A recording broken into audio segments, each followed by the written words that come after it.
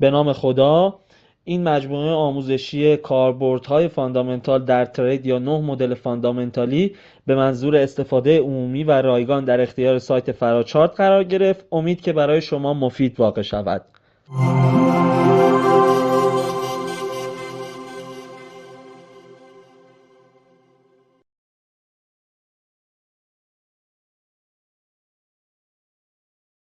عرض ادب و سلام و احترام خدمت همه تماشا کنندگان این ویدیو. با مدل شماره 7 در خدمتتون هستیم که استفاده از 3 نوع تحلیل بین بازاری و سنتیمنت و فاندامنتال هستش. ببینید عزیزان، اصلا گیج نشید در طرز گذاشتن حالا بین بازاری در صورت یا در مخرج سنتیمنت یا در مخرج فاندامنتال. در واقع جابجایی بین صورت و مخرج رو اصلا گیج نشید، به خاطر اینکه بچه‌ها ما مجبوریم از جفت ارزهای استفاده کنیم که مثلا در نرم افزار متا تریدر هستش. مجبوریم که یک سری کاتگوری‌ها رو برای خودمون در نظر بگیریم. اگه بخوام استفاده از بین بازاری، از تحلیل بین بازاری رو در این مدل توضیح بدم، خب بچه‌ها ببینید کشورهایی که تولید کننده مواد اولیه هستن، حالا من 3 تا کشور استرالیا، نیوزلند و کانادا رو براتون مثال میزنم که کانادا تولید کننده نفت، نیوزلند تولید کننده لبنیات هستش و دلار استرالیا تولید کننده سنگ آهن و زغال سنگ هستش که مواد اولیه رو تشکیل میدن. بچه‌ها در واقع ما میخوایم استفاده از بازارهای موازی نفت و سنگ آهن و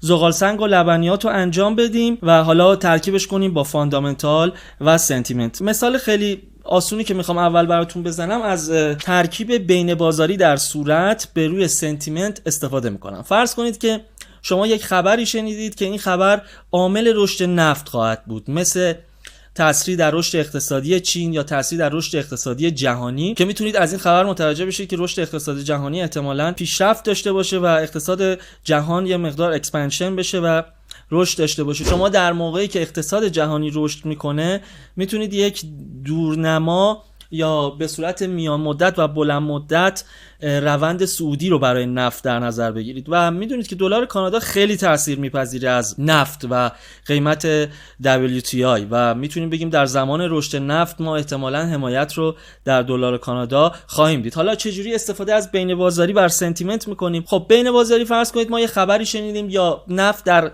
حمایت‌های خیلی پایینی هست، مثل $50 $45 که شما این احتمال رو میدید قطعا از اینجا رشد خواهد کرد. در اون زمان شما میتونید دلار کانادا رو بذارید در صورت به عنوان استفاده از تحلیل بین بازاری به روی ارزم به خدمتتون که سنتیمنت که در مخرج هست. ما احتمالاً دنبال سنتیمنت ارزم به خدمتتون ریسک پذیر هستیم که اینجا میتونیم خرید کد جی پی وای رو انجام بدیم، یعنی کد به خاطر رشد نفت قوی میشه و ین ژاپن به خاطر ریسک پذیری مارکت تضعیف میشه و میتونید شما با یک کد جی پی وای رو بزنید. میدونید که ما در زمان ریسک پذیری آیودی NZD و کد رو قوی داریم، ین و دلار و فرانک سوئیس رو ضعیف داریم. پس خواهش میکنم هیچ وقت این مطالب رو با هم دیگه اشتباه نگیرید. فعلا داریم در مورد بین بازاری به روی سنتیمنت مثال میزنیم که یه مثال خوبش هم میتونه کد جی پی وای باشه، به شرطی که سنتیمنت مارکت ریسک پذیر باشه. خب عزیزان، اگه بخوام مثال بزنم برای بای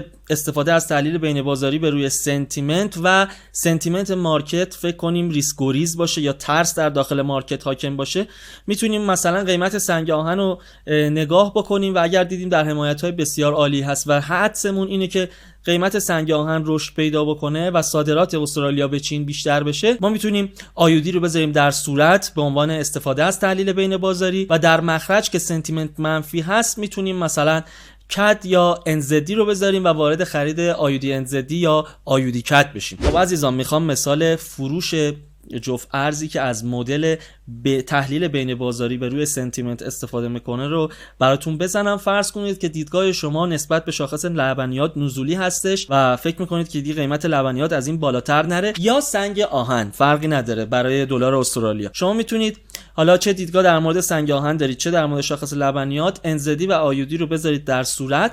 مخرجمون که سنتیمنت هستش اگر موقع ریسک پذیری بود باید از دلار استرالیا، دلار نیوزلند و کانادا استفاده کنیم. اینجا من براتون مثال میزنم از دیدگاه نزولی شما نسبت به سنگ آهن، آیودی رو میذارم در صورت استفاده از تحلیل بین بازاری و در مخرج دلار کانادا رو میذارم که در ریسک پذیری افزایش قدرت پیدا میکنه و میتونید سل IUD CAD رو وارد بشید. و اگر مثال شاخص لبنیات رو براتون بزنم میتونید سل NZD CAD رو وارد بشید. و اگر مارکت ریسک آف بود، یعنی عرضم به خدمتتون ترس داخل مارکت بود، همون IUD NZD رو در نظر بگیرید و عرضم به خدمتتون که چون میخوایم سل بزنیم باید از ارزهای سیف ایون یا ارزهای امن رو در داخل مخرج بذارید که میشه فرانک، ین و دلار آمریکا، که میتونید وارد سل NZD USD، NZD JPY یا NZD CHF بشید. اگر دیدگاه نزولی به سنگ آهن دارید میتونید وارد سل IUD USD،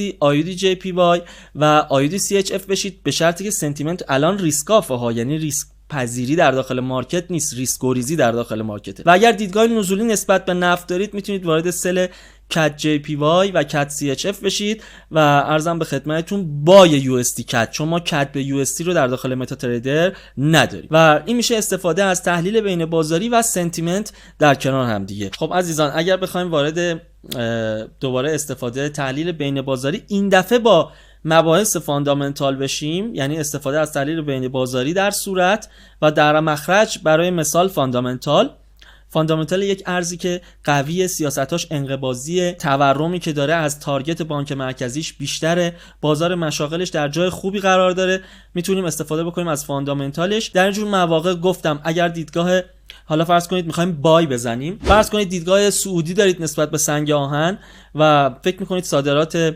ارزم به خدمتتون که سنگ آهن استرالیا با خود سنگ آهن با افزایش قیمت مواجه بشه و تراز تجاری استرالیا در واقع بالاتر بیاد که این به نفع ارزشه، شما میتونید IUD رو در صورت بذارید، در مخرج بگردید دنبال یک ارزی که در واقع بانک مرکزی سیاست‌های انبساطی رو داره دنبال میکنه. من اینجا مثال ین رو میتونم بزنم و وارد خرید IUD JPY بشید یا دلار استرالیا به روی ین ژاپن میتونید وارد خریدش بشید. حالا اگر بخوام همین مثال رو برای سل بزنم، بر فرض مثال که شما دیدگاه نزولی دارید نسبت به سنگ آهن برای قیمتش و عرضم به خدمتتون که IUD رو در صورت میذارید، در مخرج باید که ارزی رو بذارید که از نظر فاندامنتالی قوی هستش، که اینجا مثال دلار آمریکا رو میتونیم براتون بزنیم به خاطر اینکه هم تورمش از تارگتش بالاتره، همین که دیگه فدرال رزرو کاهش خرید اوراق رو شروع کرده و داره تیپرینگ انجام میده و همه چی مناسبه برای اینکه دلار آمریکا قوی بشه. فقط کافیه که شما حالا نسبت به سنگ آهن یک موضعی داشته باشید و حالا زغال سنگی که استرالیا صادر میکنه،